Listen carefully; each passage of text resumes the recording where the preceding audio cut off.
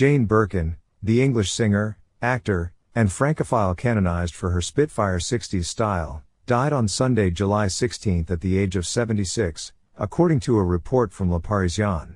The news comes after Birkin was forced to cancel a handful of concerts in May due to health concerns, and less than 2 years after Birkin suffered a minor stroke. She is survived by 2 daughters. Birkin's later body of work included politically charged songs and saw her appointed OBE in 2001 for services to acting in Anglo-French cultural relations. But her fame first inflated after she appeared nude in Michelangelo Antonioni's cult 1966 film Blow Up, provocatively performing vocals on Serge Gainsbourg's 1969 duet Je t'aime moi non plus also served as an important catalyst for her 6-decade-strong singing career. The scandalous #1 hit, which featured Birkin's erotic breathing in verse originally written for Brigitte Bardot, was banned by the BBC and condemned by the Vatican. We never thought for a moment that the song would become such a symbol of freedom, all over the world. Birkin told Vogue France in 2018. People listened to it in secret, from Spain to Argentina. Birkin and Gainsbourg continued to collaborate until his death in 1991, releasing over 20 albums and gracing 65 films including La Piscine, 1969, and Death on the Nile, 1978. Birkin, who lived most of her life in France, received the French Ordre National du Mérite in 2004 and 2015. Her first solo album Di Doo Da was released in 1973, and in 2017, aged 71, came Birkin/Gainsbourg, La Symphonique, Gainsbourg songs set to Nobuyuki Nakajima's orchestra. She toured the tunes from Calais to Carnegie Hall, New York. An enduring and undisputed fashion icon, Birkin's androgynous aesthetic first charmed from Chelsea to Cannes.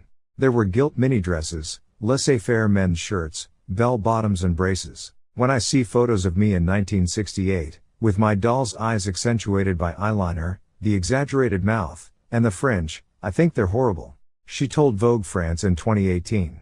My most interesting period was when I was 40. I started wearing singlets in Scottish cotton, Agnès B men's shirts over trousers that were 3 times too big, paired with a thin red leather belt and sneakers with no laces. Her namesake Hermès bag, which came to be from a chance encounter in high-flying circles, was released in 1984. I was on an airplane when a plastic bag holding all my things broke and everything fell out. My date book, papers, everything. She told the New York Times Style magazine in 2010.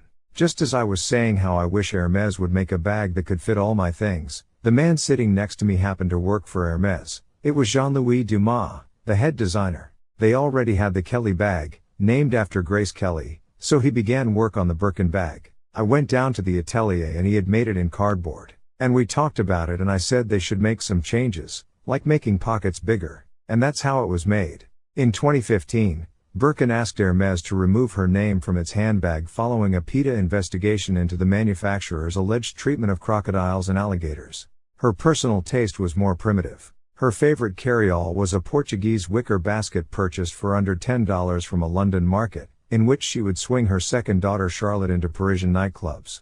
Jane Mallory Birkin was born on December 14, 1946 in London, England to actress mother Judy Campbell and Royal Navy Lieutenant Commander David Birkin. She attended private school in Kensington and later boarding school, which she hated, on the Isle of Wight. She had early ambitions of nursing, or to open a clinic like Dr. Schweitzer, the Nun's Story sort of stuff, to be a do-gooder. She told the Financial Times in 2010.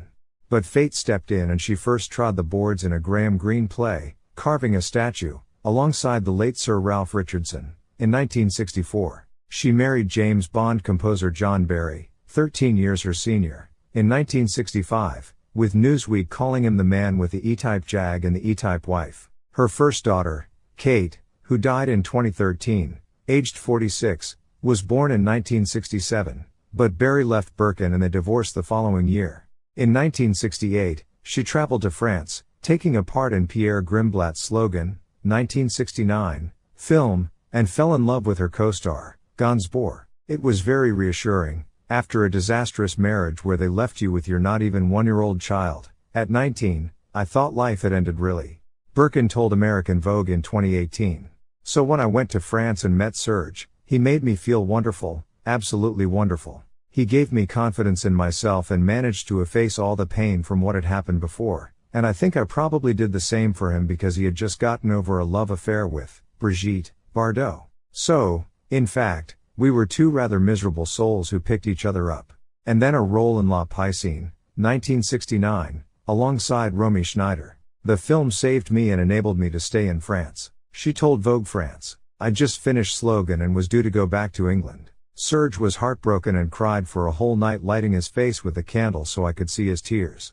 The couple had a daughter, Charlotte, in 1971, and although they never married, were together until Birkin left Gainsbourg in 1980. I escaped to get out of being just a sort of beautiful creature that he wanted me to be. She told The Telegraph in 2009. I didn't want to be told what to do anymore or not allowed to touch anything in his sitting room. She had a third daughter, Lou, with French film director Jacques Douillan in 1982. Birkin starred in two of his films, La Fille Prodigue, 1981, and La Pirate, 1984, for which she was nominated for a César Award. She was also nominated for a Best Actress César Award for her performance in Gainsbourg's first film, Je t'aime moi non plus, 1976. Pondering death for Vogue France in 2018, she said, "Before, when I was asked how I wanted to die, I would answer, the first. Alas, life has decided otherwise. We are all a little scared of death when we feel it approaching. The idea is so distant, so abstract. We have trouble